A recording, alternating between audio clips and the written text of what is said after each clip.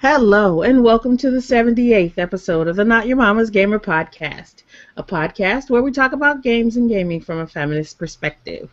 My name is Samantha Blackman, and I am an associate professor here at Purdue University in wonderful West Lafayette, Indiana, where I talk about, dream about, think about, read about, amongst other things, video games. And I'm joined tonight, as in every podcast night, by my wonderful co-hosts, Alex Lane, Charlotte Hyde. I'm sorry, I got so many people in front of me. Jennifer and Sarah. And Wendy. Oh, Wendy's not here. Wendy's not here. Take it back. Oh, and so before we jump into the podcast itself, how about we take a few minutes to introduce ourselves, ladies? Yeah. Sounds good. What order do you want to go in? How about you go first? Okay, then. Oh, yeah. I'm Jennifer Justice. I'm a PhD student in rhetoric and comp at Purdue University. Wow, way to go and forget the institution I'm at. It's going to be that kind of podcast. It's that kind of week. I love anything to do with video games, digital rhetorics, pedagogy, and yeah, that's me. Yay! We need some kind of designated order every single podcast. I know, right? Yeah, but we get new It's fun, people. like fumbling through. And I always think that we're going to go in the order we appear, but I realize everybody has a different order. Is different. Yeah, exactly. What we need is like a sound effect. So you hit the sound, and then you know, oh, look, I'm done. Or whoever introduces themselves could move to the next person. Oh, there you go. All right, so I'll go next, and then we'll see how this works. Okay. So I'm Alex Lane, Dr. PhD Alex Lane.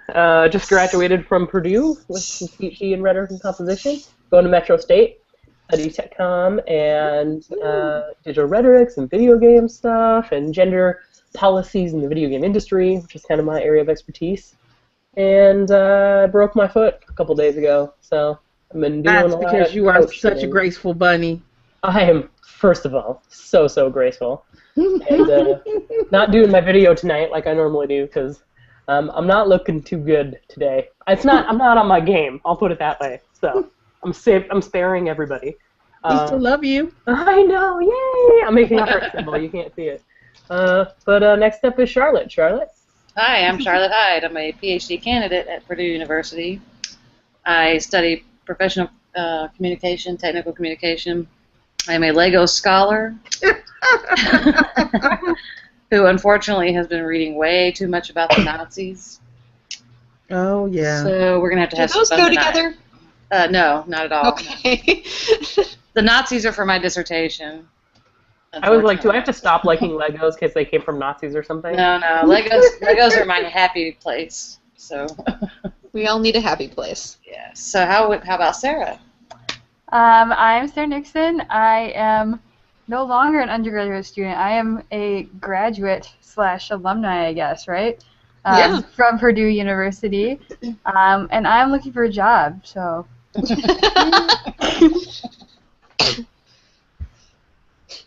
Lovely. Oh, and then I guess Sam is the last. No, I already went. Oh, that's right. Well, then, we're done. Are we done then? Okay. And we get to jump into our next part, where we talk about what we're playing, what we're reading, what we're drinking. And we'll start with what we're reading. And we'll go in the, how about this? We'll go in the order of the show notes. So we'll start with Sarah. Oh, what am I reading? Know what you're playing, honey. Oh, playing. Well, I'm really off tonight too. Sorry, I apologize. She said reading. That's not your fault. I said playing, reading, drinking. You said we'll start with reading. Did I really? Yeah. Yeah. I was like, why don't you start with the most boring one? Technically. Anyway, I'm mostly playing Bravely Default. I just looked at my clocked hours. I'm only on chapter 4, and I am like 58 hours in. But I feel like most of that is grinding. So I don't There's know. a lot of grinding in that game. Yes, there That's definitely respectable. is. So, playing a lot of that, and I'm trying to like juggle that with Child of Light, but I've been paying more attention to Bravely Default, I have to say. And then also occasionally I will like go back to Sims 3 and then like play a little bit, but only until like finish character creation, and then I just try and do the house, and then I just get done, and then it's like the whole process over and over again. So I never actually get very far with my Sims. Oh. Alas, they don't get to live their sim lives. Boo. I still need to figure out the answer to our question about Sims 3 and marriage. I still think that they can, though, but I don't know. It's been a while. I started playing Sims 3 again after we all talked last time about this. Right. And I've been playing it like crazy, and I totally forgot that's why I was playing it. I've logged like 20 hours in the last, like, well, not 20, but maybe 10 hours in the last couple weeks, and I totally forgot about that. So See? now I'll try and remember. Shame on ya. Yeah, I remembered, but my Sims weren't cooperating. Oh. Well, that happens sometimes. Oh, that's annoying. Charlotte, what you playing? Well, you know, I played Chronology for my Power Hour, but I have to admit that's all I've played because I've been heavy into the Legos this week and last week. Mm-hmm. So I have been playing with Legos. Well, I say playing. I've been messing around with my brick pie. I'm trying to create a totally useless robot that reads my Kindle to me. So That is awesome. That reads your Kindle to you. Yeah, totally useless because the Kindle will actually read itself to me. But Right, I was trying to figure that one out. Because I'm learning it. I'm learning to program it and all that. So it's That's a so project cool. I'm emulating online. So. Nice. That's mostly what I've been doing. I did start watching Twin Peaks, which makes me really want to go back and start Deadly Premonition again. So I might do that. Is that the Jensen adventure game? I don't know, but it's one of those games that is not based off Twin Peaks, except it totally is based off Twin Peaks. So I don't know. I can't get up right now because I'm tied to my computer with this headphone. But I'm gonna look it up. I played it for a while. It was really fun. I probably stopped playing because the semester started or something. But Okay. I think I'm gonna play it next. And so that leads us to. Charlotte or no? No, that was Charlotte. So it's me. Yeah, you. I was looking up Deadly Premonition. Let's see. Well, I've been playing Child of Light. Yeah, more dead kids. So I several nights in a row I Twitch streamed it, and I'll play more, I'm sure. You know, the game, like I said, it's got dead kids, which is problematic for me. So, but they don't talk about the kids being dead constantly, which makes it a little bit better. There's only one dead kid. Well, okay, the child being dead, which makes it a little bit better. But that being said, there are other things that just kind of grate at my nerves, like the fact that all of the text in the game rhymes. And they're not easy, free-flowing rhymes. They are forced, horrible rhymes. She's gonna bring this up like every single time. I do, because it just like grates on my nerves. It's like somebody, I'm just waiting for somebody to say something that, a sentence that ends in orange, just to see what the hell they're going to do with the next sentence. Poor hinge. Like a door hinge that's poor. Door hinge. Poor hinge. Orange. Door hinge. There you go, something crazy. It's horrible. Or purple.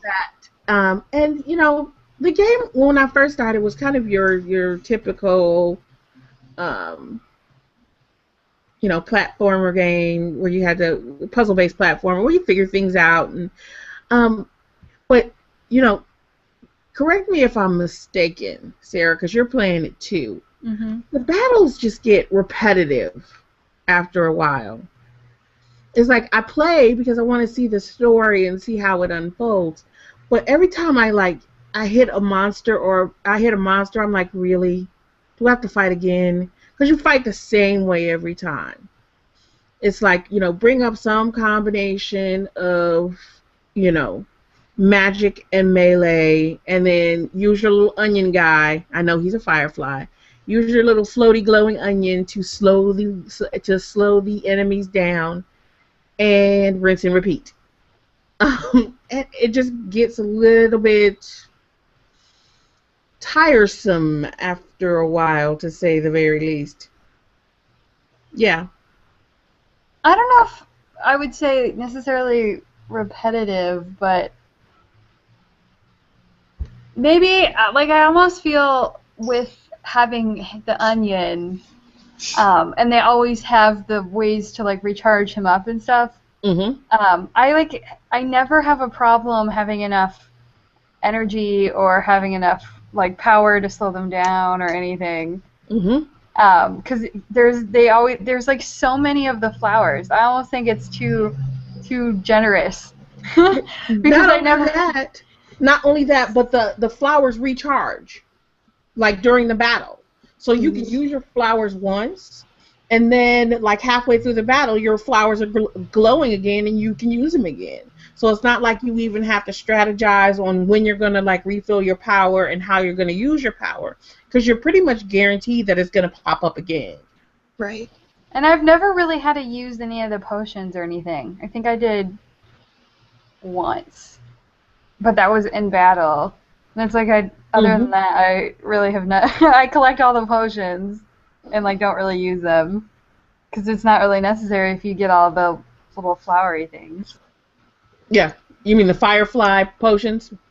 Yeah, the like, and well, that and also like the health and magic and stuff, because that just charges back up too with the flowers. With the flowers, yeah. Yeah. Yeah. But you know what I did notice when you play that game co-op? When the firefly uses the flowers, it does not recharge Aurora's health or magic. Really? Yeah. Ooh. So it's every man for himself when you're playing co-op. Every woman for herself when you're playing co-op. Interesting. So I was like, that's pretty crappy.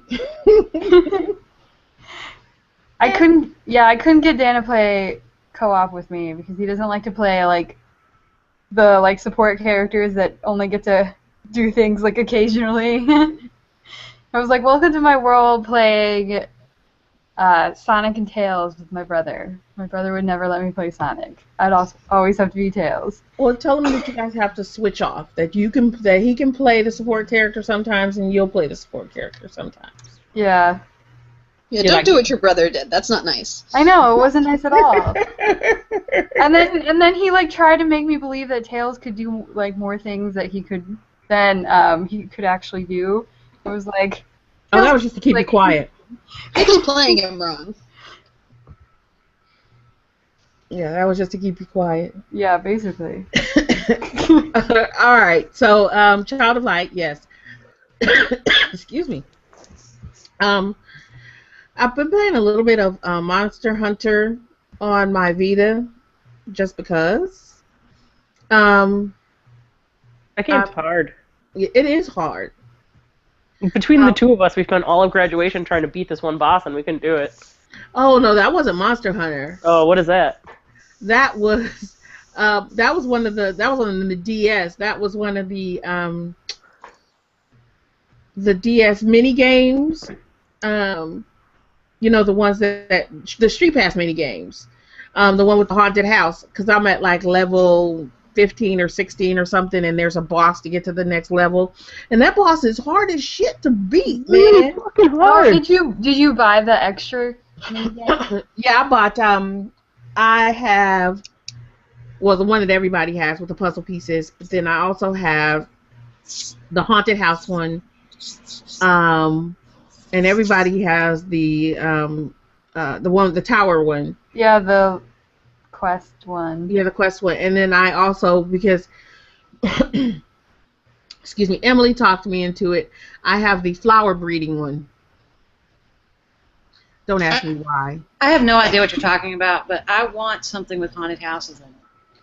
Well, in your the Street Pass games that are on your DS. Do you have a DS? You have a DS. Yes. Yeah, you just got one, right? Right. The Street Pass games. See, now you have to come to campus and bring your DS. The Street Pass people. You Street Pass people, yeah, and then Yep. you get to play with their characters in these mini games. And you can buy different ones. There's like a Star Battle one, which I don't have. There's a bunch of different ones. There's another kind of castle defense one, I think, kind of. Yeah, and then there's the haunted house one, which is the one that, like I said, I've been playing because I'm at like level 16, but there's a boss that I have to beat in order to get to the next level, and I've gone back and filled up all the floors with puzzle pieces and gotten basically every kind of weapon and or upgrade that I think I can get, and even Alex was playing with me at graduation, and but we could both separately get him down to maybe 1 or 2% life left, right, or health points left, and then he would just come out of nowhere with like this super swing and just like kill the shit out of us. Yeah, it's kind of bullshit. That's like the Find Me game. Like I was trying to get achievements, and in a Find Me 1, the achievement is to beat it with 30 people or less. Mm-hmm. And that took me so many times. Like, I had to have all my people, basically all of them, be at the maximum level, and it was hard. Like, it was surprisingly difficult. Yeah. So Yeah. apparently the Mii games are not as, like, innocent as they seem. They want it to be worth your $5. Yes. Well, I guess that's good, though. I don't know. That's what we're talking about today. Yeah, I know.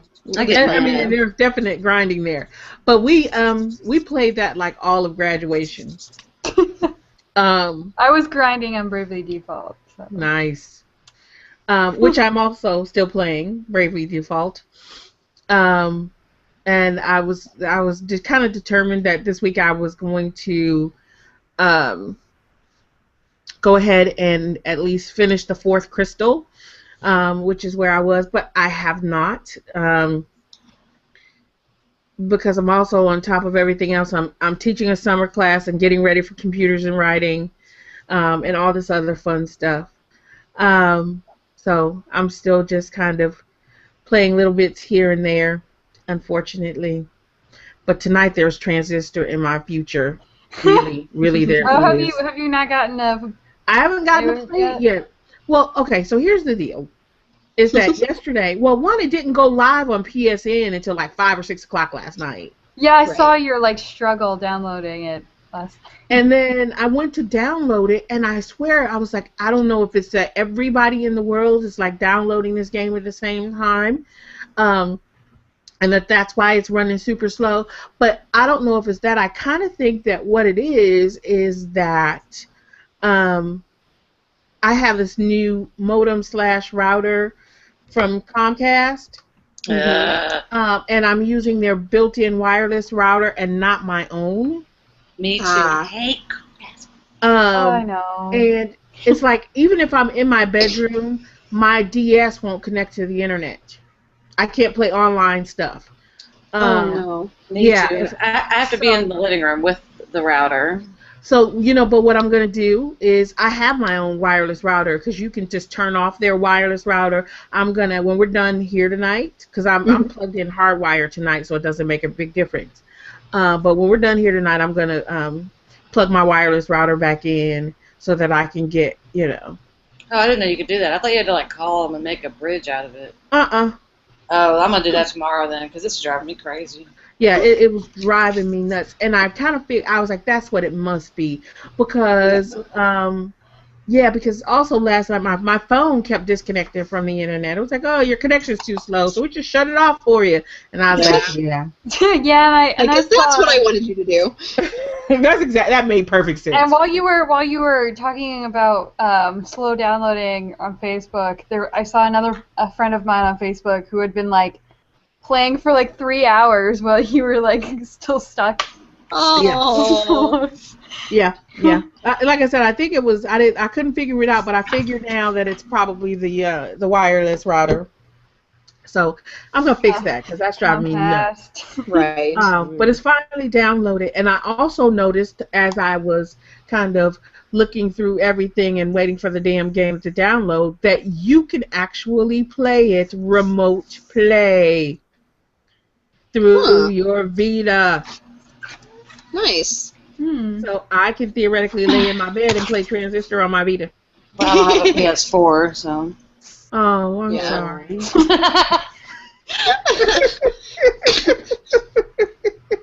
I wish I could just play it on the Vita. That would be nice. Yeah, that would be. I think it's coming to the Vita July 1. Oh, I'll be in another country on July 1. Oh, that's true. You probably won't be. Well, you know what you can do? Here's what. Listen, this is what solve your problem right now. You set up a VPN to the U.S. You download Transistor to your PC, plug your Vita into your PC, and transfer the files from your PC to your Vita. Or you can just enjoy Scotland. Yeah, that might be the better way to go. Like, get your money, What's wrong with you? Like, how can I continue to play my game while visiting another country for a short period of time? First world gamer problems. You bring your game for the plane ride over Yeah, true. and travel time. But then And nighttime. But I'll be Nighttime. in Scotland when it releases. So. See, so that's what you do, and then you can play Transistor all the way back. There you go. Well, that's true. I'm probably not going to do that, though. Is it my turn here? Yeah. I think so. Down on the job. Okay, so this was kind of a weird week because I had like the busiest 4 or 5 days of my life, like with graduation and having in-laws in town and my parents in town, and then I had 2 disc golf tournaments this weekend. Then you broke your foot.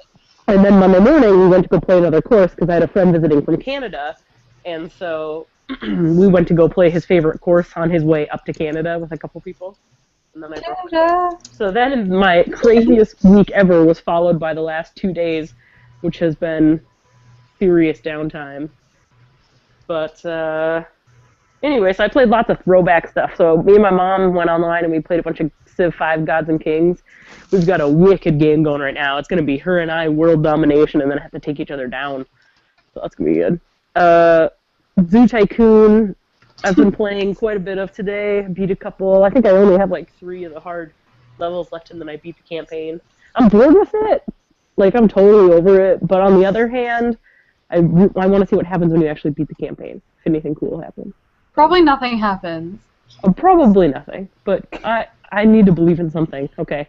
I don't think I've ever beaten all of the Zoo Tycoon campaigns. There are so many. There are quite a few, but I think I only have like 3 or 4 left, so I'm very excited. I'll let you know what happens next week. Okay. I've been playing, of course, a ton of Hearthstone and played a bunch of Sims 3, which you guys reminded me of. Supposed to be looking for the Game Average thing, and I forgot. And I played The Bridge, which is my indie game of the week, so I'll talk about that in a little bit. Cool. Bye. So I guess that leads to me. I've been playing Sam's favorite game, lots and lots of Minecraft. It is probably a good thing that I can't see how many hours I've clocked in that.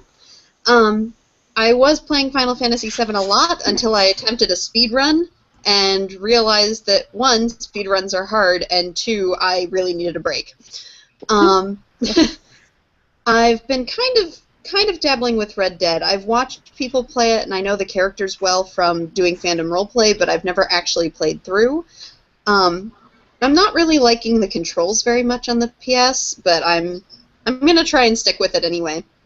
But otherwise, I've kind of been mostly sticking to things that I can do pretty quickly, or like with small little bits at a time, because I'm actually taking Sam's Games class and also trying to do some stuff with Purdue Owl.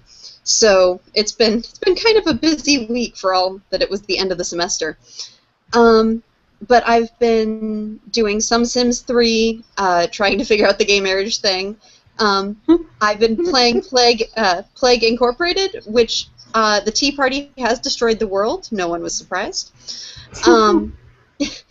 And then I finished the first episode of the first season of the Walking Dead game, which I know I'm like crazy far behind on, but I only started it last semester, so I have an excuse.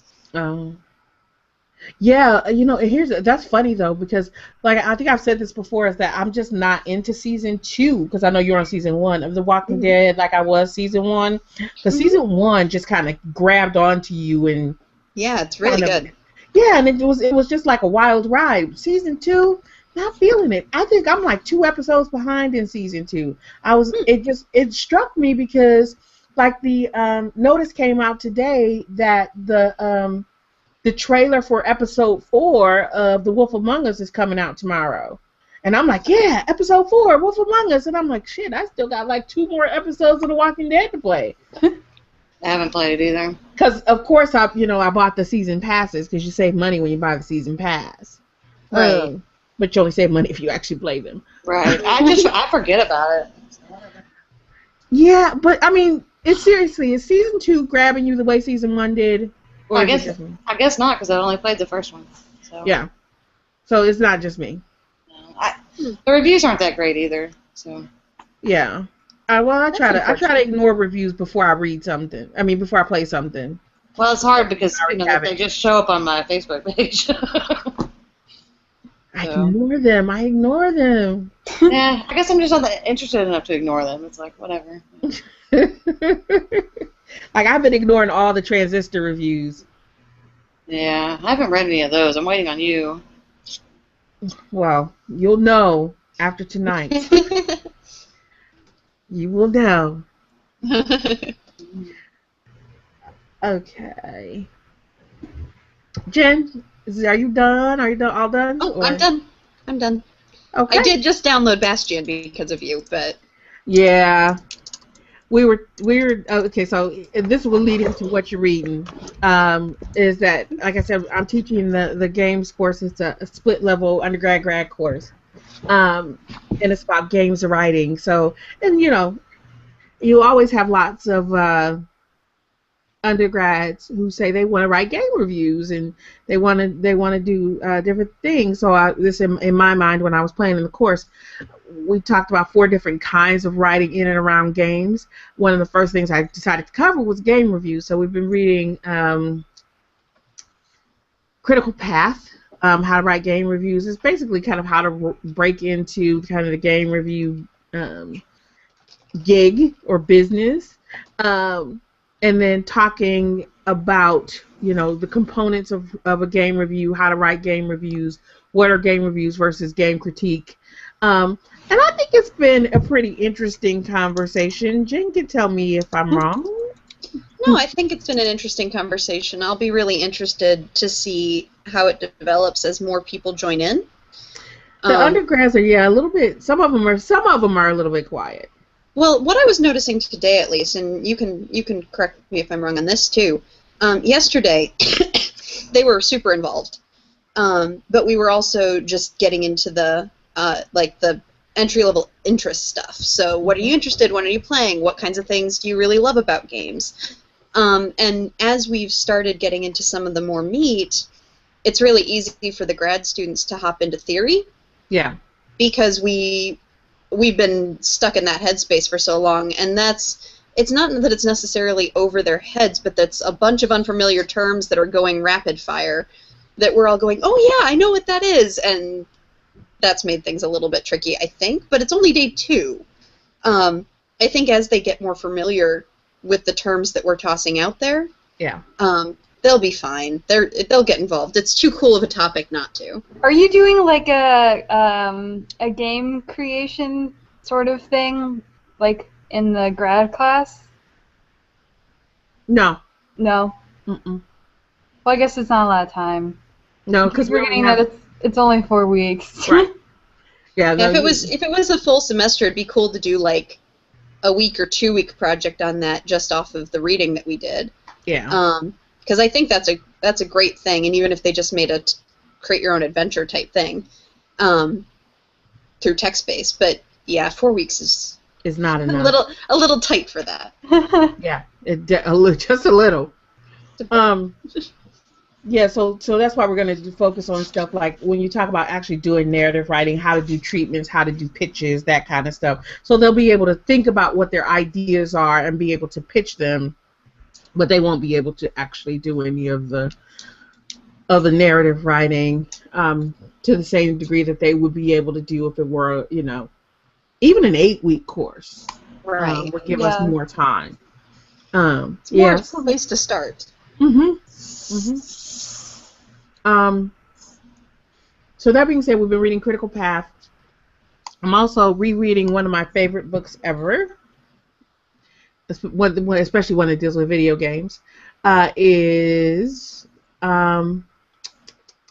Ready Player One. Oh, I downloaded the sample for that today.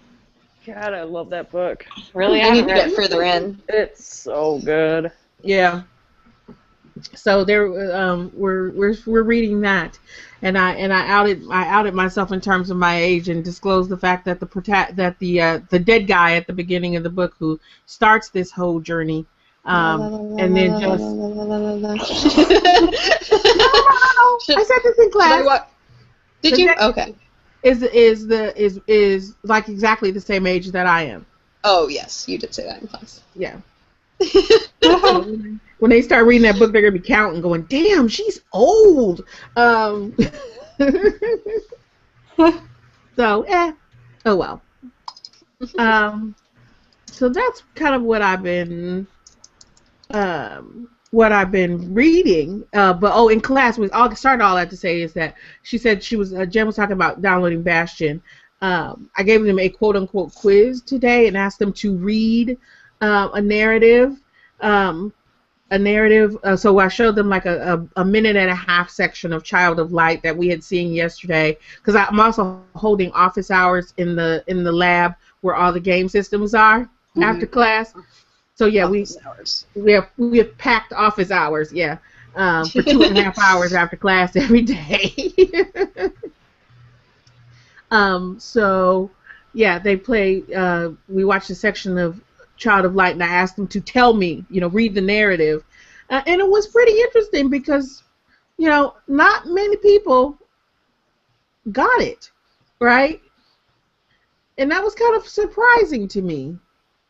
I think part of it is that particular scene, without a larger context, was a little bit tricky at first, and that's where I really think the grad students benefited from the theory and the practice of doing this, and we saw what a lot of what happens in 106s when they first get introduced to rhetorical analysis, where it's really easy to look at necessarily like the surface mechanics or the things that are straight up said, but it takes a little bit of extra practice before they start going, oh wait, no, I do know how to read this, and see. They started to get there. Yeah, they did, and that was kind of the reason that I pulled out the Bastion, and was like, okay, so what we're gonna do is we're gonna start playing this, right, so that they had a larger context and kind of just let folks know where I was. As I said, when they started, I was like, okay, now listen to the narrator, listen to the narrator's voice. All of these things are kinds of things that we want to look at. It's interesting, and not interesting in a bad way, because these are smart kids. Because once they start talking, it's obvious that they're smart. But it's interesting for me because I'm used to teaching these courses to graduate students. So this is giving me the opportunity to start working with undergraduates and being able to say, okay, I'm not working with folks who have 3, 4, 5 years of literary criticism under their belts, and to start thinking about how to change my pedagogy to not deal with graduate students in the humanities. So it's been really fun. I mean, they're teaching me a lot at the same time. It's one of the best things about undergrad courses, I think. I think so too. I love teaching undergrad courses. It's my favorite. Yep, I do too, but they never let me. So I was really happy when I got to teach this one. Yeah, I'm graduate faculty, so they make me teach grad courses. Not that I don't love you guys. You're too expensive. You're sick of us. We understand. That is not true. That is not true. I love you dearly. So. All right. So, anybody else? What you reading, folks? Alex, you're like laid up. You should be reading something. Maybe not. We'll come back. She might be away for a minute. She's I can muted. hop in. I mean, if I don't die. Oh, I'm here. I'm sorry, my computer froze. I'm here. Can you guys hear me? Yes. Yeah. Oh, go I ahead. was like clicking as hard as I could. Go ahead, so I can. Yeah, please let me interrupt you. I'm reading nothing. So yes.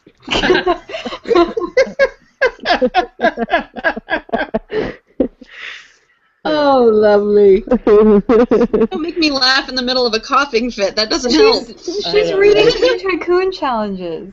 There you go. That's true. I'm reading plenty of stuff like that. Directions on how to play games, right? So yeah, nothing to speak of. Anybody Well, else? I feel super academic-y this week because it's been a weird week for this. But for class, I'm also reading the Critical Path for reviewing video games, and then Ready Player One. But I have read my first bit of Foucault, which makes me super excited.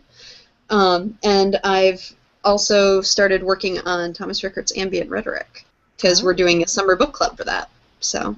Nice. Yeah. Oh, Nice. and Sam, this isn't one this isn't one that I'm reading right now, but I sent you an email about it too. There's a young adult fiction novel that deals with video games by Vivian van de Velde, or however it's pronounced, called Heir Apparent, which is all told through. It's a first-person novel, female main character, and deals with crap. I'm blanking on the term, but where virtual reality games. Mm-hmm. So it's pretty cool. You know, you told me about that, and I've actually been thinking about it in terms of just bringing it out and doing it as one of the books that I read to pee every night. Yeah. Because it was funny. I have to tell the story, and then it's games related. Trust me. Right. So she pulled out a box of figures, right? So like the plastic figures that you get like a bucket of at like Toys R Us or whatever. Usually they're army men or whatever. Mm-hmm. But we bought two different buckets. One was a bucket of dinosaurs, and the second was a bucket of medieval characters. So she pulled out the bucket. The bucket of medieval characters was supposed to be mine. So she pulled out my bucket of medieval characters, and she cleared off the dining room table, which is a large table. I think it seats like 8 or 10, and she laid out this entire quest on the dining room table. So like dinosaurs versus medieval people? No. It was just like she just used all the medieval characters. Just medieval. Because the medieval characters had animals of their own. There were dragons and all this other crap. So we had like antagonists. We didn't need the dinosaurs because we had dragons. So she laid out this entire quest. Dragons get such a bad rap. And she DM'd it. She asked me to play with it, and she played with her, and she DM'd it as a straight up rope all by herself, right? So she went through. I mean, and she did such a good job because she followed like the regular kind of questy trope. It was like, so here were things that you had to beat in order to get loot or in order to get more powerful. She didn't call it leveling up. Or people that you met along the way that joined your party and went forward with you to fight like larger, more powerful characters. And then, so what we were supposed to be doing, because our protagonists in this, our characters were little tiny Lala Loopsy dolls. Yeah, so they weren't exactly the medieval characters, but she used little Lala Loopsy dolls, which are little rag dolls. So when we get to the queen, who we had to free from kind of a magical force field that had been put around her by an evil wizard, and get her magical crown so that we could restore color in all of Loopsy Land. We get there and we complete our quest, right? And we free the queen. But of course, right, what happens every time you think you finished in an RPG is something else comes up and you have to go off and do another quest, which will actually be your final quest, like your epic boss battle is what we had at that point. It was That so is fantastic. good. I was so terribly impressed. I wanted to cry. I was like, oh, I'm raising a proper nerd. So yeah, she DM'd the whole thing, and it was so interesting to see her just kind of take that up and run with it. And I was like, oh, I'm so proud of her. So yeah, I had to do that. Sorry. Charlotte and My kid's pretty Nazis. Nazis. Nazi. Charlotte's reading Nazis. I'm almost done with the Nazis, thank God. Move on to something else. You can come do RPGs with my kid. Not Nazi RPGs though. Not Nazi no. Yeah, let's avoid that combination. She's probably better than I am, so I don't know. That's why It's you all let that- her DM. It's all that damn Nino Cooney. Which she's asking to restart again. Oh. No. I did download the sample for Ready Player One, though, so I'm excited now to start it. Oh, it's a good book. It's a really good book. You'll enjoy it. You have to tell us how you're liking it once you read the sample and finish the book before the end of the week, yeah? Yeah, I was gonna say like it's a long book, but like you definitely get pulled into it. I think I read it in 2 days or something, so you'll love Yeah. it. Wow, that was fast though. I'm hoping Yeah. to fly through it this weekend. Oh, that'll be easy. That will be absolutely Well, as easy. long as you have 12 hours a day to. Devote to it. Well, it's not that That's- much. What is the book? The weekend is paperback for. is like 300 and something pages. Yeah, it's like 380, I think, was the Yeah. page count. That's like 5 hours, man. Yeah, that's fine. We'll see. We'll see if you finish it in 5 hours. I can read. I shouldn't say this. Don't but- challenge me. I don't need a speed reading. Okay, don't speed read it. See, and No, and I'm like, You don't want to speed read it. There's so yeah, much. I know what detail. Alex means. It's not. I'm kidding. I'm kidding. Yeah, it's not very that you're good. gonna. It's not that you're gonna take a long time to read it because it's a sluggish read or a long read. Right. But there's so many connections that you kind of lavish in it, which is That's part of the perfect word fun. for it. You lavish in it. That's but I'm not. awesome. I'm not talking about speed reading. I'm talking about I love novels so much that I could sit here all day and like finish 1.5. Yeah, I won't even Yeah. notice how fast it's going past. Yeah. Yeah, definitely take your time with that one. It's a blast. All right. Is there anyone else reading anything good? Nope. No.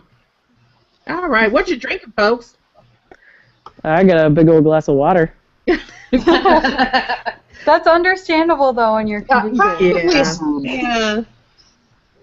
Indeed, I Alcohol don't and feel too bad Oxycontin. about it. I know. I think I'll just stick to my legal drugs. Yeah. you, you need to hydrate. I know exactly. Yeah. And once those meds are out of your system, yeah, drink. That makes the pain better. That's what I'm saying. And I don't know why people don't just drink. Like, have they never drank before? Why do they need all these pills? It's like, what is this? What is this prescription drug thing? Give me alcohol. Alex, It cures everything, right? What's that? You're dipping into alcoholic territory there, I think. Yeah, well, it comes with the territory. Alcohol purifies. That helps Grad with sickness, school. right? Grad school, Sarah. Grad school. Grad school. Hmm. Indeed. Grad school didn't make me drink more. It just made me drink more coffee. Oh God, well Yeah. you haven't hit halfway through yet. Yeah, it's like you've only been here a year. You'll understand once you pass prelims, really. Yeah. When she starts drunching on a regular. Yeah, drinking on the regular will get you. All right, Charlotte, what you drinking? I'm also drinking water, but mine's spiked with wine. Wait, is it the sparkling water though? Yeah. Of course. Nice. Of Yeah. course.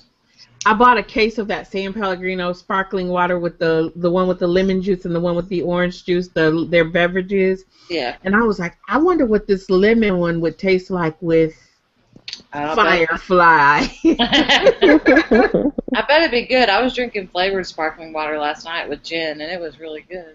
I was thinking about it. Out of it. I was thinking about it. But I had to polish off this. I had to polish off this bag of Caribbean Cosmo. I still need to get some of that. Drinking it from the tap. No, look. From a bag? And I apologize in advance. I got my red Solo cup back. Oh. I did not like those clear cups. They were not as sturdy as the red Solo cup. Which is Or you were just drunker, but, you know. It's traditional. Shut up. Indeed. Mm-hmm. All right. Wait, I'm drinking something tonight. What are you drinking? I have it's like a hard peach lemonade. Oh, yum. Ooh, those are good. Yes, it is good. And I've got Lemonade. Hard peach Mike's. lemonade. Is it a malt liquor beverage? Yes. Is it a flavored malt liquor? Oh, Yes. I don't know. I believe it is. I don't know I that think much it about is. alcohol. What And are you then I've talking got, about? You have a bag of Cosmos. Yeah, that's what I was wondering. Me? Yes, They you. got you, Sam. No. I was asking because I don't like flavored malt liquor beverages. It was not because I was looking down on her flavored malt liquor beverage. Well, it just tastes You're like out of a bag like the classy people, okay? Look, I like my malt liquor plain. Okay. I can't believe you've never had Mike's. It's like the best. You've never had Mike's? Who, me? No, I've had it. I don't like it. Oh, it's the best. Oh, but it just tastes like, lemonade basically. Yeah, except with a kick. Yeah. Do you not like lemonade? Of course I like lemonade. Who doesn't like lemonade? She was I'm thinking more about about- flavored malt liquor beverages. I just don't like flavored malt liquor beverages. Fair enough. And which, you drinking a hard cider? Yes, I am. I've got the cinnamon apple cider, so pretty happy with it. Nice. And like as I said, I'm drinking Caribbean Cosmos out of the red Solo cup. Mm-hmm. Important to know. All right. We tried to replicate the Caribbean Cosmo at the bar the night of Alex's graduation. Yeah, I didn't it was good, though. Bag of drinks. I said it was good. It was good. So we had coconut rum. What was it? Coconut rum, cranberry juice, and pineapple juice. Yeah. It was tasty. Yeah, it was very good. It was close to the bag of drinks. Probably not as strong, but... Probably not. All right. What do we have for news, Sarah? Let's see. Well, we have probably the biggest news is that YouTube bought Twitch streaming. I don't think anyone's exactly sure what they're going to do with it, but they did. Probably not even YouTube. Right. I couldn't tell you, and I don't was know. surprised by that. Because Yeah. I was thinking that either Sony or Microsoft would buy them, Mm-hmm. since they're both streaming directly to them from the new consoles. Right. So when Yeah. YouTube came out of nowhere, unless YouTube is bucking to get bought by one of them. That'd be an interesting development. That would be interesting. And then because if you think about YouTube's it, owned by Google now, right? That's what I thought. yeah, Yeah. Yeah. unless So they wouldn't Google's be able to... They're part of Google now. They can't just get and bought. they're making Right. a gazillion dollars off of Let's Play videos. Right. They're making a gazillion dollars because they're taking their cut off the top from ad revenue. Mm-hmm.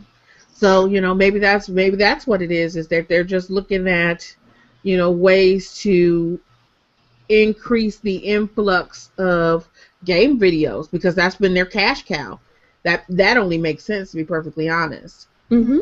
Right, because with Twitch, you don't have to store it on YouTube. You can store it directly on Twitch. Right. So yeah, I mean, as you start to think it through, yeah, it makes perfect sense that it would happen that way as well. It's more sense than Facebook and Oculus Rift. That makes no sense to me. I still None like at all. the virtual Facebook experience. So you can pretend you're with your friends. Yeah, and I mean, to talk about Oculus Rift, right? That segues into another news story that we were talking about. Is that Oculus Rift is making its way into Chuck E. Cheese restaurants. That they're going to be using the Oculus Rift to replace the stand your kid in a plastic tube and let us shoot tickets at them so that they can. It's like a ticket blaster, is what they call it. How many tokens do you think doing the Oculus Rift would be? Well, it's something that they only do for kids who are having birthday parties. It's kind of an incentive to do a proper birthday party. Yeah, Oh. You don't get to buy a trip into That doesn't seem fair. Well, it does kind of seem fair because they put all these tickets, including big ticket number tickets in there, so that you can literally grab enough stuff. On P's birthday, she grabbed enough stuff while she was in that, that tube thing, that she got like 3 stuffed animals, like full-size stuffed animals. Oh, wow.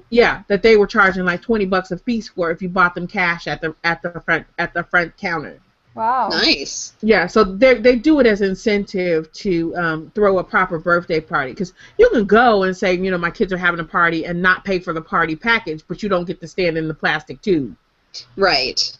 Well, see, and then the key there is to be friends with a family who is having the birthday party at Chuck E. Cheese and have your kid do it as a part of their birthday party. I think, is it just the birthday kid? No, it's only the birthday kid that gets to do it. Oh. Yeah. Oh, okay. Yeah. So was P the birthday kid? Yeah. Oh, okay. Okay. I just figured it was a part of, like, the whole party package for all the kids. No. She was the birthday kid, so she got to do it. Oh, okay. So Can you have an adult birthday party? Yes, you can. My birthday just passed, unfortunately. That's okay. Well, it doesn't have. They don't ask you when your birthday is. They just ask you to have a party. They just want the money. Right. That's funny. That would be funny. Yeah. My birthday just passed too. Maybe next year I'm going to do my birthday party at Chuck E. Cheese. Yeah, it's too late, man. It'd be kind of fantastic, actually. It's only 6 days past my birthday. Let's do it. Let's do it. I don't know, but the last time I went to Chuck E. Cheese, I came back with like stomach flu. So. Oh. Well, when was that? That was when I was a kid, like a little kid. Well, that was when you were, but now seriously, I mean, of course, any kind of kid's place is not going to be the cleanest thing. But you're an adult now; you got enough sense to wash your hands. One, and two, because now they have that antibacterial. They once a week they come in and they literally hose the entire place down in antibacterial spray, and it's supposed to last a full week. What they call it, microban or something like that. Mm-hmm. Yeah, because they do it at all the kids jumpy places. So you'll know what day they do it, because if you go in there the day after, it smells so antiseptic. It's like, oh yeah, they hosed everything down in here last night. Play all you want. You're not going to get sick. Yeah. So that's always a fun one. But I digress. What else do you have for news? So Microsoft finally is releasing a Kinect-less Xbox One. So I figure it's just kind of a move to make it similar or same price as the PS4, so they can be in better competition. I don't know. Personally, I've never been a fan of the Kinect iToy whatever sort of model. So. But you know what? I wasn't either at first. Because I was like, why would I have, but I got it because it came with, but I use it all the time. Really? I use it all the time. If I'm not actually playing a game, I never touch my Xbox remote. I do all voice commands. I am 100% on the same page with you. I thought it was so stupid. Yeah. And I would never use it. And I don't use it in games ever. But No. but I I watch all my movies and TV, especially like right now, like the remote falls on the ground and I'm like sitting there like propped up like, oh crap, and I can play and pause. It's so nice, like, because I'm always like running out, go to the bathroom, we're gonna go make this food or whatever, and just be able to like not have to turn on the remote because it turns off after 20 minutes. Right. Not having to turn on the remote, wait, and then pause. It's just like. But I know I'm still dealing with the 360 over here, but I think that my Kinect picks up voice commands from the shows I'm watching. It's So I've annoying. never done not that. as sensitive. Yeah, it's not as sensitive on the Xbox One. Oh my gosh. Because it's so it's trained.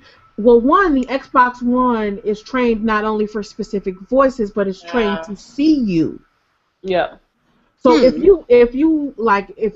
someone is in your house and they're like watching TV on your Xbox and they turn it on, then it's on.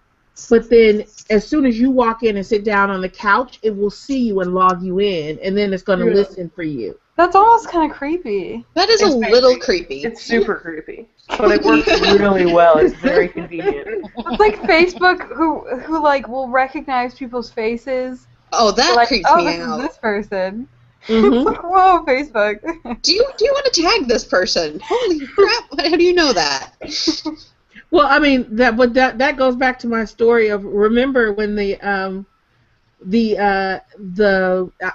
assuming it was the Kinect and not the mics that Homeland Security has planted in my house. That my baby monitor was picking up my Kinect. Mm-hmm. Because the actual baby monitor, the part of the baby monitor that has the microphone in it that picks up noises in the baby's room, was not even plugged in, but it was feeding through to the baby monitor speaker downstairs, because it was plugged in, and it was picking up only in the game room. So I'm assuming it was the Kinect. Interesting. Yeah, which was really freaky.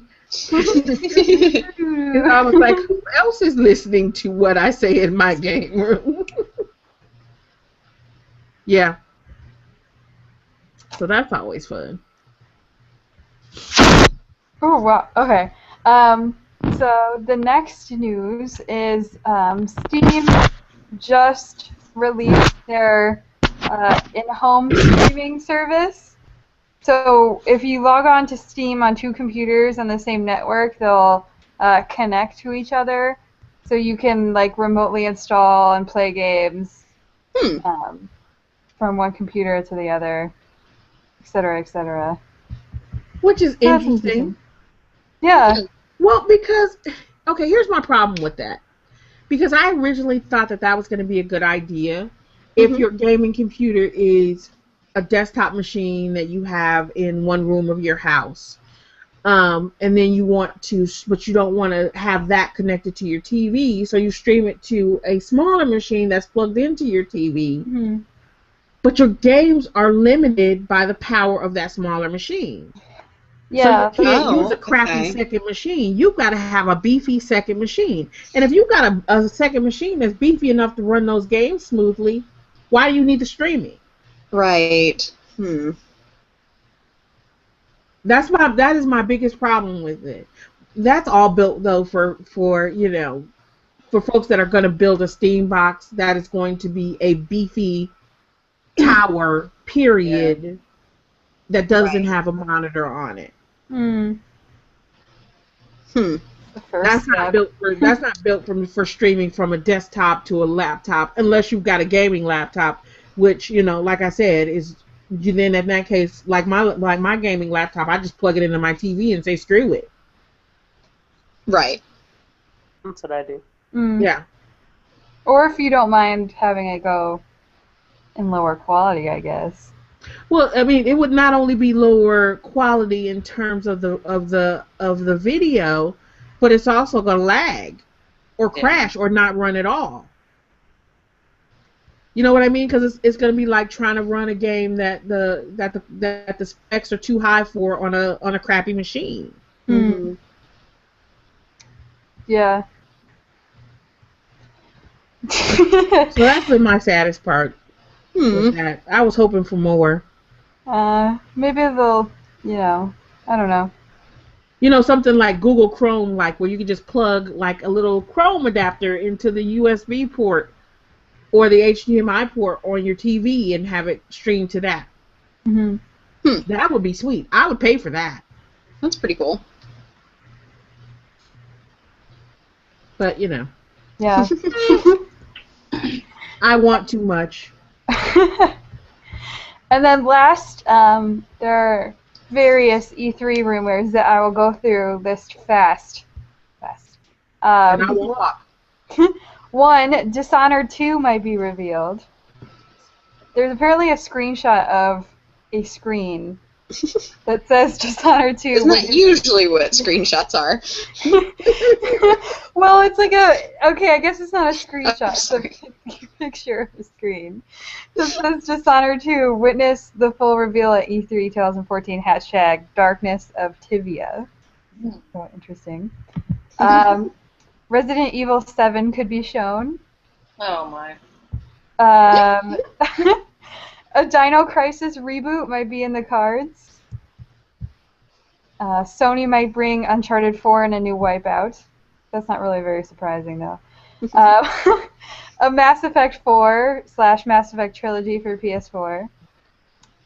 Halo 5 could be open world. Assassin's Creed Unity might have 4-player co-op. Yep. God of War Ascension could get a PS4 port. Is Grand Theft Auto 5 going next gen? A Square could bring a new Deus Ex. And that's about it for this week. So, rumors. I don't know. E3 rumors make me excited, so I like to look at them. E3 rumors make me excited too. I want Dishonored 2. Well, it looks legit, this picture, so, but I mean, never know. Dishonored was fun as hell. That's how you played the whole gaming marathon, right? I was gonna say, yeah, that comes from somebody who put a whole lot of time into that game, Yeah. and happily so. Cool. Well, should I do my indie game of the week here? Yes, ma'am. All right, my indie game of the week this week is called The Bridge. Has anybody seen it? It's been out for a few years. I have. I haven't. I have not.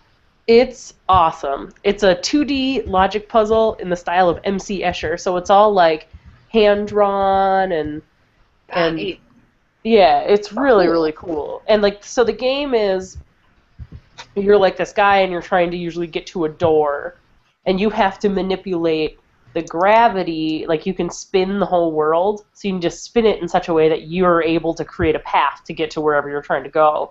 And there's like things that will fall down if you twist the world in a certain way, and if they fall on you, they kill you, stuff like that. But it's like really pretty, it's cool. It was super kind of fun to play, like in little bursts. It looks kind of trippy. Yeah, It's black and totally white. trippy. Yeah, totally trippy. It's a good drug game. I was gonna say, you like it's a bad thing. No, exactly. It reminds me a little bit of Braid, but like good, because you can also rewind and stuff So like was that. Braid not good because I didn't get a chance to play I that? didn't Braid think Braid was at all. very good. Everybody loves Braid. Not me. I didn't love it. I hated it, but See, there we go. One of the cool things is this was created as a completion project for someone's master's thesis.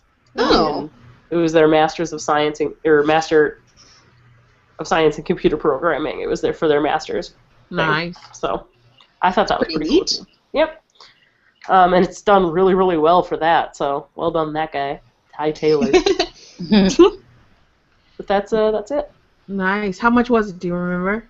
It was I don't remember. It was like 60% off right now. It's one of the reasons I picked it. It was the what was it? PAX or something like that. It was in 2010. It was like the biggest breakout game of PAX or E3 or not E3, but something like that. Oh, Cool. Yeah. Well, there you go. Nice. Next. That brings us to the issue of the week, which is not an issue necessarily, but one of the things that we wanted to talk about this week was something that we've all done at one time or another,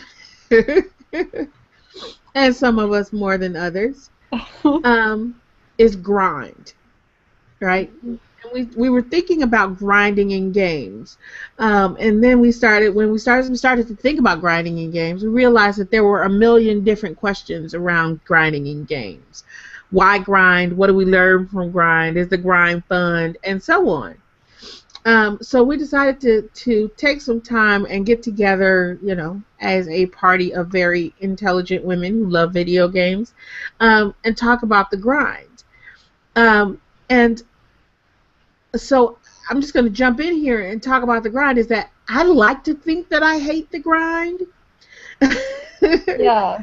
I do, but then I'm a huge fan of RPGs and specifically JRPGs, which are infamous for grinding. Mm-hmm. And I keep getting drawn into MMOs where, of course, what do? More grinding. And when I started playing Bravely Default, in my mind, I was going to play through this game and just play straight through and, knock this out right, as if any JRPG is going to take less than 5 million hours to complete. That I was just going to go and play through this game, and I wasn't going to grind unless I was just going to, level up as much as I had to and go to the next gym and try to free it or what have you. I'm not giving spoilers. But what happened was, what happened in this process was I would find that I would get, with the very first crystal, well, actually the first crystal was pretty easy. It was the second crystal. I was like, there's no way I'm going to beat this boss at the level that I'm at. I was like, I need more. One, I need more, I need more potions, and I need more powers. So I'm going to have to go and grind. And then in the process of that, I figured out that getting to the point of being able to beat that second boss was so much more fun than the first one because of the grind. And I was like, I actually wanted to grind, which was very surprising because I was pretty sure I didn't. It was only when it wasn't there that I realized that I missed it, right? It's just like, it was just like I remember the first time someone handed in a draft of a dissertation that didn't have a lit review, because the lit review, for those who don't know, is always the worst chapter of anybody's dissertation to read, because it is everything that you already know being regurgitated at you in a chapter form, right? So, and I was like, and it was just when the first time someone handed that in, I was like, oh, that's nice, but there's no lit review. It was apparently absent, right? And it lacked because it wasn't there. I mean, and the grind is the same thing. At least for me, and that's an interesting thing that I've discovered about myself just recently. And for, good Lord, 20 years, I've been bitching about the grind, and now I realize that I really want it because the grind is fun for me. It depends on the game. You think? Well, because if I'm not totally invested in the game, then I will just walk away at that point, and it becomes another in the pile of unfinished games. But if I love the game, like I think back to Dead Rising 1. Man, I loved it. I loved all of it. Even the grinding. I would sit there and strategize in my head all day long until I could get back to the game and try out what I was thinking and see if it would work. But other games, too much, and I walk away. For me, oh, go ahead, sorry. No, you go ahead. Yeah, we'll play chicken with this. For me, I've noticed that I tend to really like the grind. In fact, sometimes I'll turn on a game just for that purpose. But I think the reason being that I'm a completionist a lot of times, like where I want to get all of the side quests, and I want to get all of my characters up to 99, level 99, and I want to get everything done. And so a lot of times I give myself goals in the grind. So if I'm doing an RPG and I just have, an hour to play, or I just need to kind of shut my brain off for a bit, I might go in and go, okay, well, I'm going to do this till I'm level 20. And so it's a grind, but I have a goal, and I have something, and I'll, start keeping track of experience totals and how much I'm making, and, calculating how many battles it'll come, and somehow I keep my brain engaged in what I'm doing, and that makes it fun. I don't think that's the same grind I'm talking about. It's probably, there's different kinds. Yeah. Explain what you're talking about, Shar. I'm talking about, the boss battles that I can't get through and I get pissed. That's what I'm talking about. Well, you have sometimes, and while that is interesting, because that's that for me is a cause to grind, but not the grind. Yeah. Because I find myself that was the same thing that happened to me in Bravely Default, is that I was in that boss battle and there was no way in hell I was gonna beat that boss without grinding and leveling up and getting more stuff that I needed. Yeah, and I did that. I did that in Dead Rising. I mean, there was a point where I got to one particular boss where I realized, unfortunately, or fortunately, because I love the game, so it didn't matter, that I really had to start the whole game over and be better. Well, I noticed that with doing the speed run for Final Fantasy VII. While I was going through it, I'm very carefully following this walkthrough because I did not feel like trying to figure this out myself on a time limit. But as I'm going through step by step, everything is so particular, and to be able to beat the bosses at such a low level requires such perfection and everything going exactly the right way, and if it doesn't, you have to restart because it is so impossible otherwise. And I'm realizing how much I appreciate that element of gameplay. I don't usually have that much frustration when I get to boss battles because I do spend so much time just kind of randomly going around and being like, I can sit here for 5 hours, and so then by the time I go to the boss battle, it's nowhere near as big a deal. Kind of a similar thing. It wasn't necessarily an intentional grind, but my best friend, and I've told a couple people here this, my best friend was furious with me when I got Skyrim because I spent hours playing. I was in love with this game. It was gorgeous. I was having so much fun with it. I got to level 17, and she found out that I still hadn't fought the first dragon. Yeah. And if you don't fight that first dragon, they don't show up anywhere else. You don't have dragon fights until then. And my whole reason for not doing that was I was scared of the boss fight, and I thought it was going to be crazy big. So I went off and did all of these side quests, some of which are much harder than any dragon that you're going to be dealing with. But it was just me spending time leveling and exploring this world and doing my own little mini goals until somebody reminded me I needed to go back to the main game. That this game was actually about dragons. Yeah, I guess it's also a matter of personal preference because I really enjoy not having super difficult boss battles, so I grind a lot, and then I'm usually I tend to be over leveled for the boss battle, so then the boss battle is not so difficult. And then I also am also the completionist. So I think this is what I said because I made a new PSN account for my PS4. I spent over 100 hours one summer completing the Final Fantasy 13, which was crazy. Have so much grinding, trying to get all of the materials to build all those super weapons and stuff. And I don't know, so I do enjoy being a completionist. So probably for Bravely Default, I'll probably get all of the classes to level 12, even though that's 14. I guess it's 14. 14. Because it's not necessary. You don't have to do that to be able to get by. I don't think. But I just have the urge to do it. Though Bravely Default was I was having a hard time. So at the beginning, grinding was almost a necessity because it was getting really hard, and I was having a really difficult time getting through. But then I don't know, and it comes out in a lot in our Pokemon playing styles. My fiance he doesn't, he wants the boss battle to be a challenge, so he doesn't like purposely go out and defeat a whole bunch of wild Pokemon just to get like more levels and everything.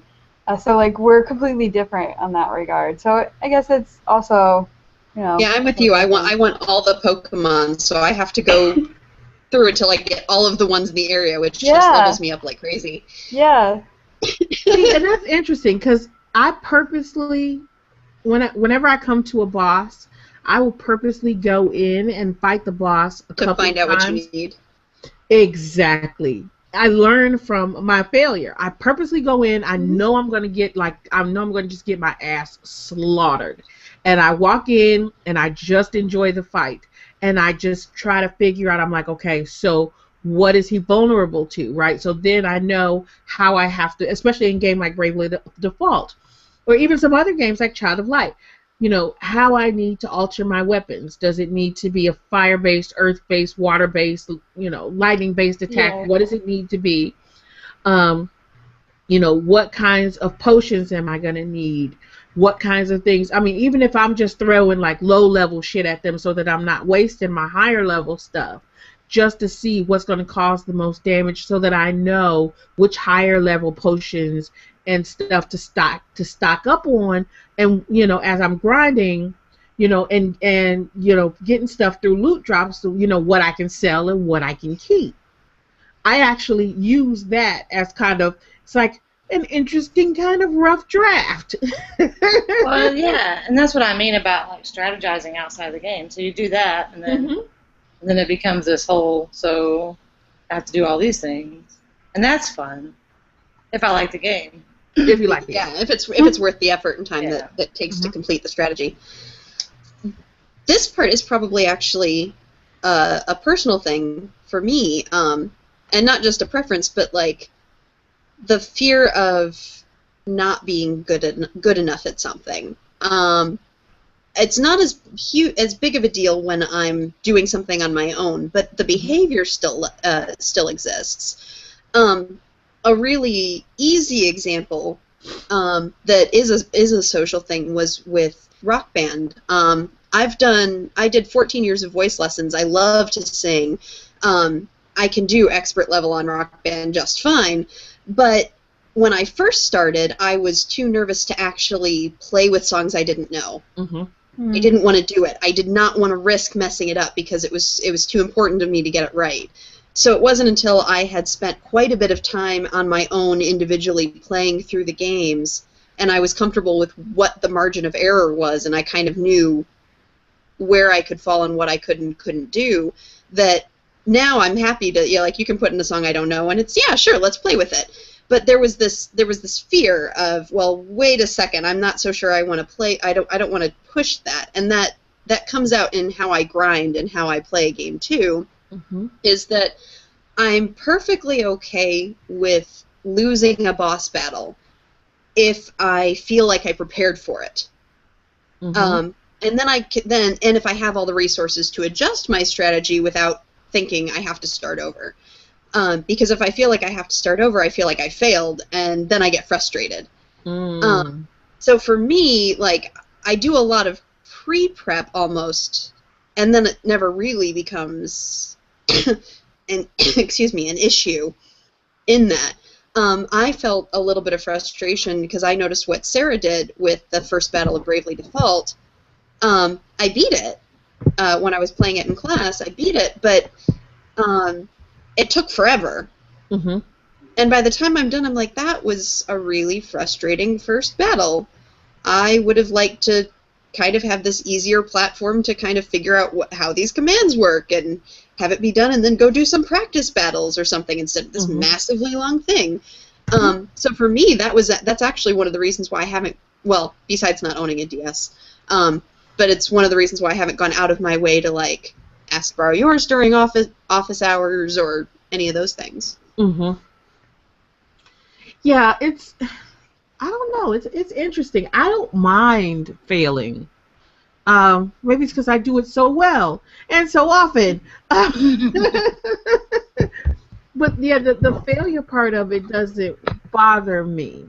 and which is interesting because I know that for a lot of gamers or would-be gamers even, that's a thing, right? Is a lot of people don't play games or stop playing games because of their failure rate. And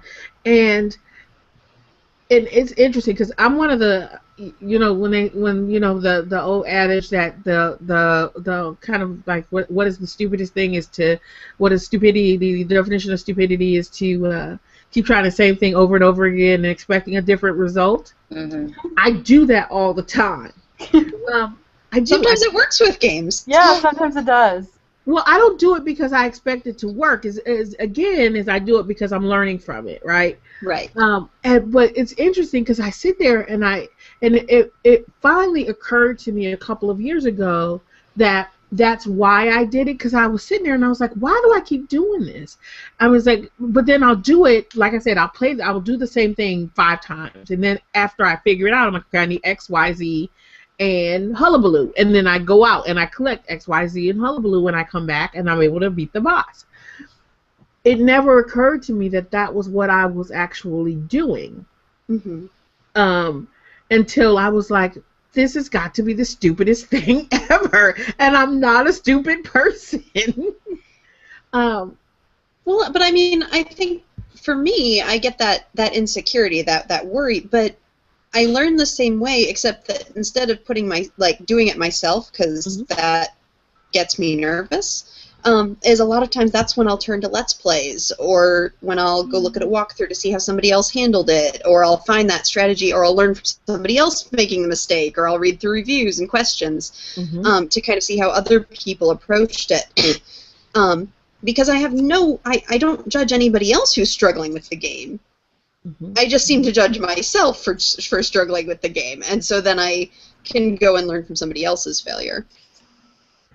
Not saying it's a good way to play games, just saying I recognize it in myself. No, it makes perfect sense, though. To be perfectly honest, is to any time that you can. That's why Let's Plays are there. That's why Let's Plays are useful. Is because you can do just that. You can watch someone else play and not have to play through it yourself and figure it out. I use Let's Plays. I'm not going to even hold you up. Especially if I find myself stuck, I will use a Let's Play in a minute. It's like, okay, I got to figure this out, and I just cannot do it. I mean, especially like in certain games, if P and I are playing a game together and there's like an epic boss battle, like really big boss battles, she'll fight some of the smaller kind of mini bosses, but when we get to like epic boss battles, she will hand over a controller in a heartbeat and be like, you beat this, and then I'll take the controller back. Or we'll get to a part, she'll be like, okay, I'm going to bed now. You beat this while I'm asleep. You finish this. Yeah, she'll do that in a heartbeat. You beat this while I'm asleep, and I'll play again tomorrow. That's a great way to get her to bed. Just get to the difficult boss battle. Say, hey. Yeah, because she hates to watch the boss battles. Oh, really? Oh my gosh, she hates to watch the boss battles. Like she'll watch them the first time, or maybe even the second time. But if you have to play them multiple times, she wants nothing to do with you. She's like, So she will say, I'm gonna go ahead and go to bed. You beat this while I'm asleep, so that I can progress more tomorrow. And then I'm compelled because I'm like, oh, I gotta finish this. I gotta beat this boss before tomorrow, so we can do something else. But yeah, so it only makes sense in many ways. Excuse me. I started sneezing. I had to mute myself earlier. Okay, you are not allowed to get sick. I'm trying not to. I don't think I am. I think it's just allergens. Plus, we had our grass cut tonight, so that's probably part of it. That would do it. I think a nice thing, I don't know. Well, I'm kind of weird because like when I get into just grinding, and I know I'm like, okay, well this time is devoted like just to grinding because I know I'm gonna just be wanting to grind at this time and not progress further, like specifically in the game or anything. I like turn on. I'll like turn on I don't know, like watch a video or watch TV or something, and like be doing that, and then just like grinding. Like I don't know. It was funny in my parents back at home. Our basement, like you can have like the stereo is controlled by like one thing, and then like the TV is another. So I had the gameplay going on the TV, and then I had the stereo set to like the cable sound. So I was like keep listening to a TV show while I was like playing. I don't know. It's just I don't know. Yeah, I've totally done that, especially with Dead Rising, when I know the game so well that I don't have to pay attention. I do that with my PC games. Yeah.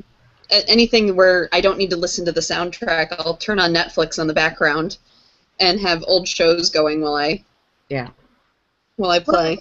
And I think it's nice. I'm enjoying. Well, I think it's nice in Bravely Default because you do have to do grinding. Like I feel it would be pretty difficult to go through the game without grinding. But they make it nice for you because you can auto set your battle. So basically, you can have like a set routine that will trigger automatically when you get into battle from the last battle that you've done. And then you can fast forward through the battle, so like all the motions go quickly. So it's like you're done with a battle like fairly quickly if you have a good setup and everything. So you can grind fairly easily, like get through it pretty quickly. Well, that's cool. So it's nice. Hey Sam, here's a challenge for you once you beat it. Figure out what it takes to do a speed run for Bravely Default. Yeah, I don't think there's such a thing. Well, it hasn't been out that long either. No, I think you can do a speed run for Bravely Default because, okay, so what you would have to do is you would have to choose which elements from which classes were the most necessary.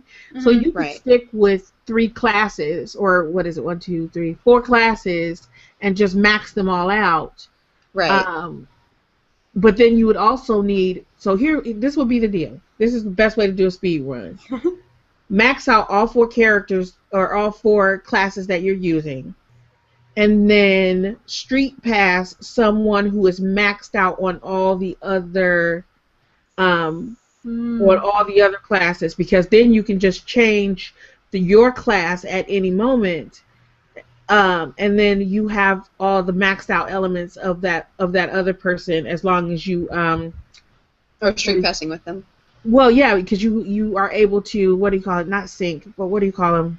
Able-link, right? Able-link. Able-link, able to able-link with them, and then you get their maxed out qualities.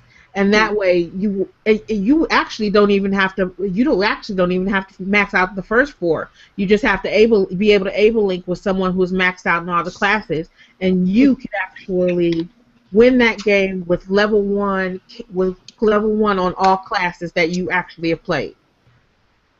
You have to have a lot of friends, though. Yeah. For a very reliable single friend. It would seriously be a whole lot. And it would have to be everybody playing that game. Because, we street pass a whole shit ton of people every day on campus. Like, every time I close my DS, my little street pass area fills to 10.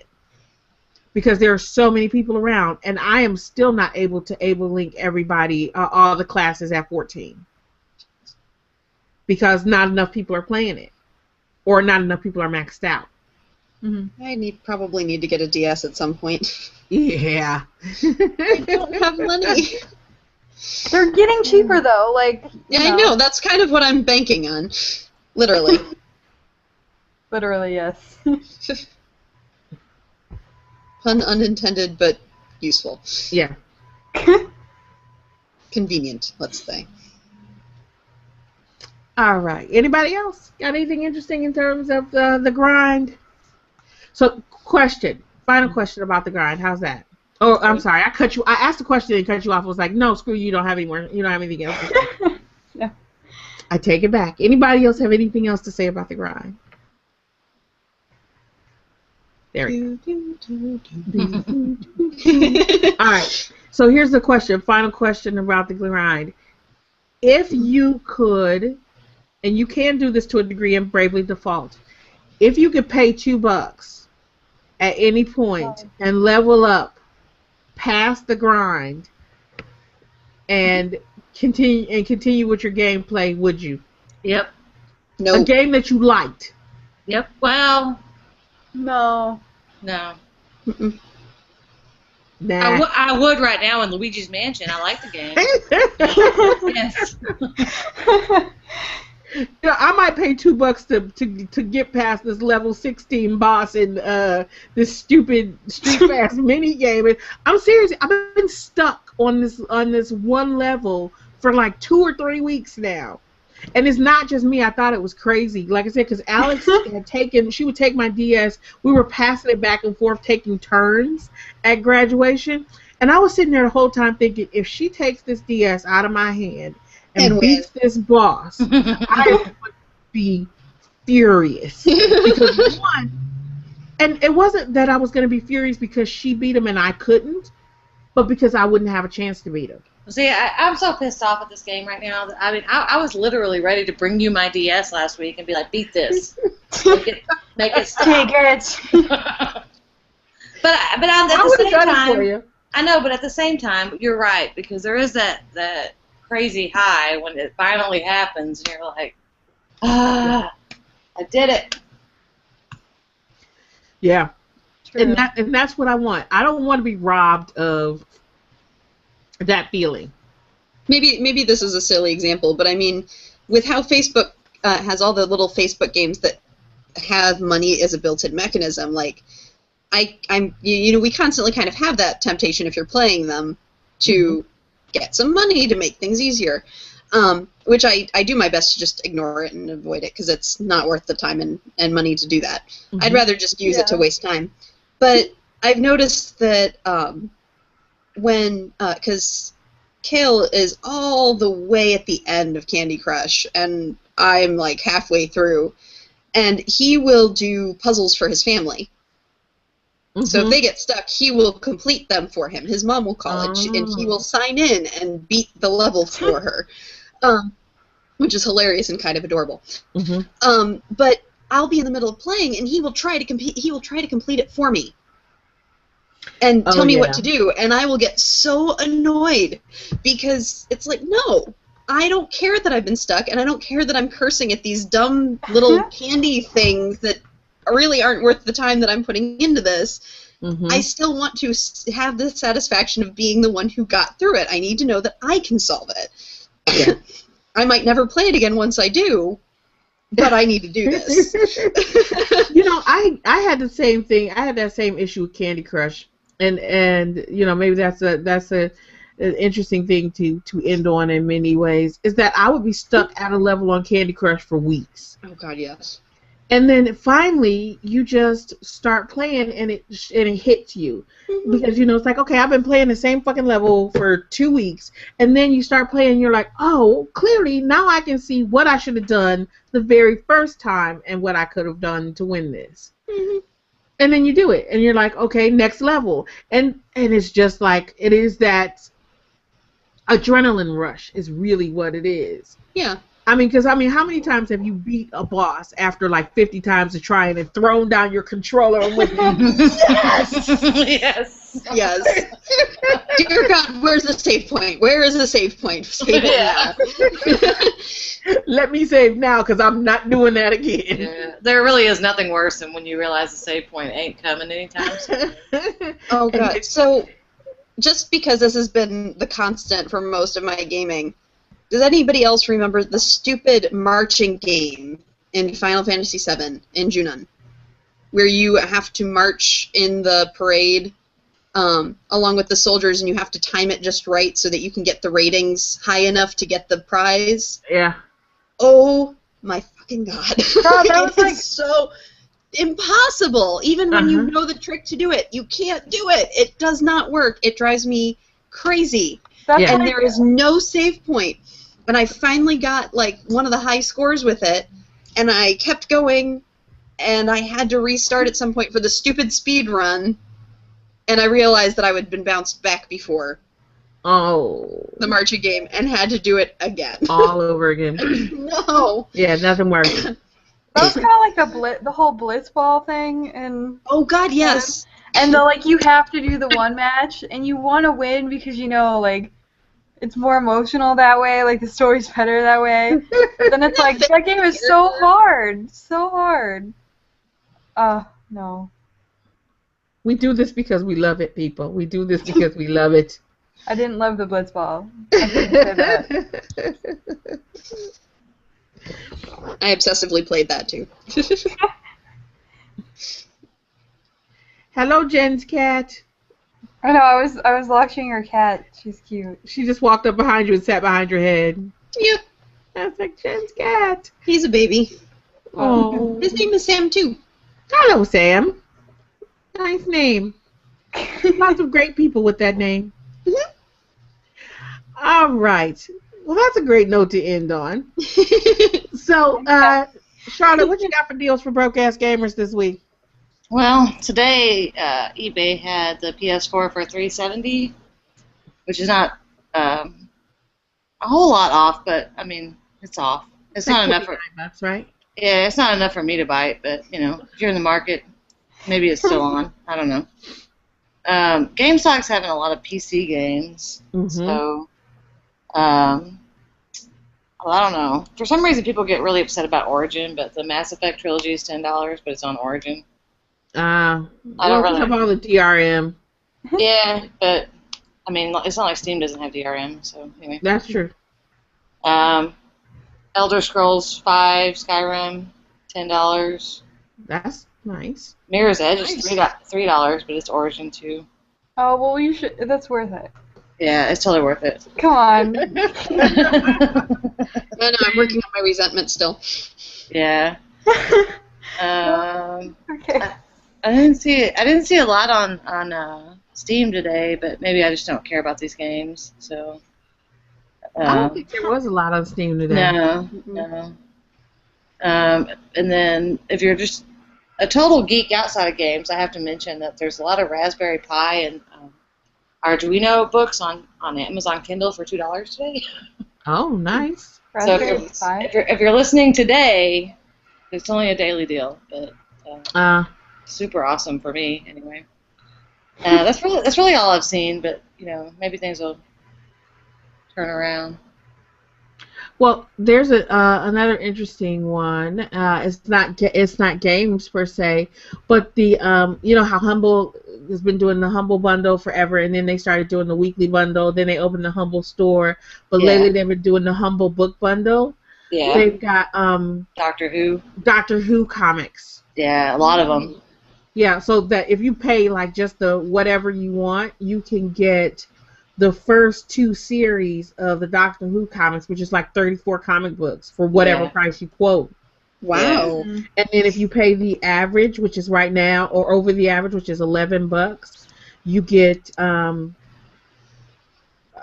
blah blah 1, 2, 3, 4 more series of Doctor Who, which is good lord, like what's that? 12, 18, 16, 34 more comics plus 4 issues of Fairy Tale Life Doctor Who. So for $11, and then if you pay $15, you get another 2 series. So for $15, you can get 5, 6, 7, 8, 9 different series of Doctor Who comics, which has got to be like 100+ issues.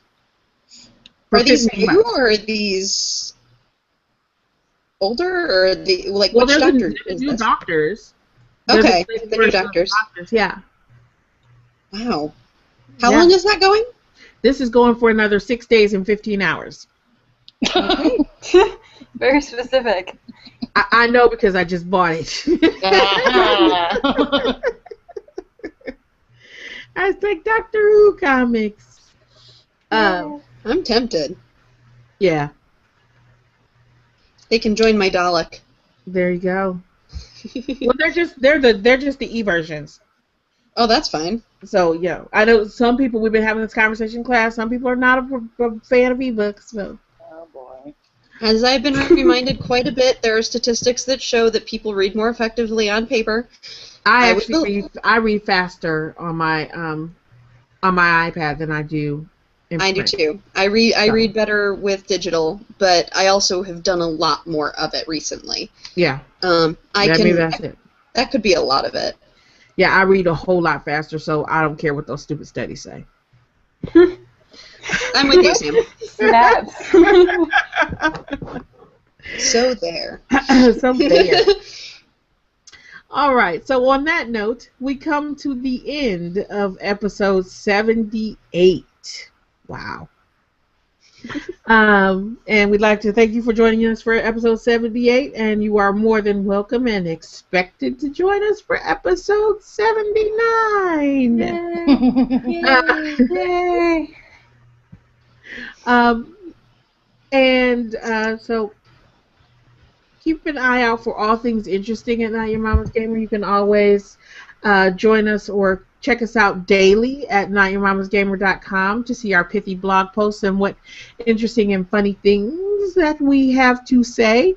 You can also, we've been doing a lot more Twitch streaming lately, so you can check out our Twitch channel at twitchtv.com/NYMGamer. And we usually make an announcement on the Not Your Mama's Gamer Facebook page, which then goes to our Twitter feed when we're about to start Twitch streaming, because we don't have a regular Twitch streaming schedule because we've all got such crazy schedules. But you can check us out and have conversations with us. Sarah likes to come in and harass me when I'm playing games and tell me how horribly I'm doing because I was trying to help. He's like, it took you 5 minutes to finish that puzzle. It did. And then It's tough love, Sam. I guess. Exactly. I'm just trying to improve your skills. That's exactly the way to do it. Next up, Sarah takes a pedagogy class.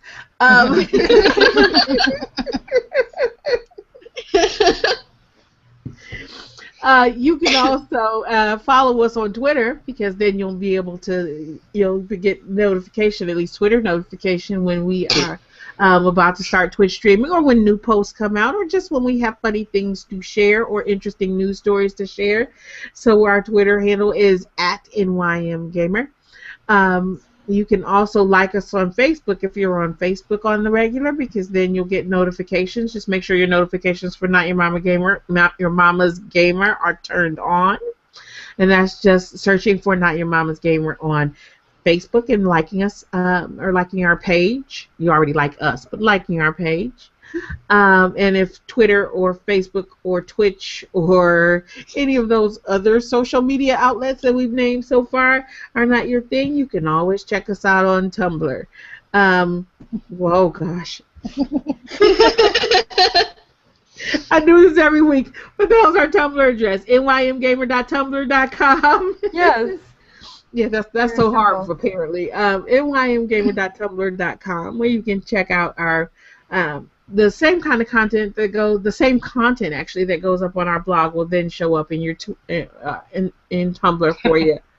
And if you would like to leave us voicemail, you can do so by using the voicemail applet. As that's a slide out on Not Your Mama's Gamer, the Not Your Mama's Gamer blog, or at the top of the Facebook page. There's a nice little box you can click to use the voicemail applet that will send us a voicemail that we can then play and engage on the show itself. Did I cover everybody? Oh, or if you want to just send us regular old email, we have too many different ways to contact us. If you want to send us just regular old email, you can always send us an email at nymgamer@gmail.com. Wow.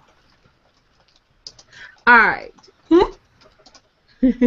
So once again, thank you for joining us for episode 78, and we look forward to seeing you at episode 79.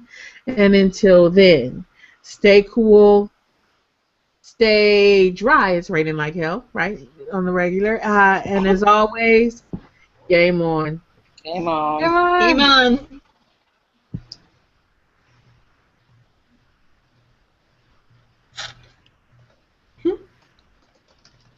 And of course, Alex is not here to end the call. I was going to say, can you talk about Alex?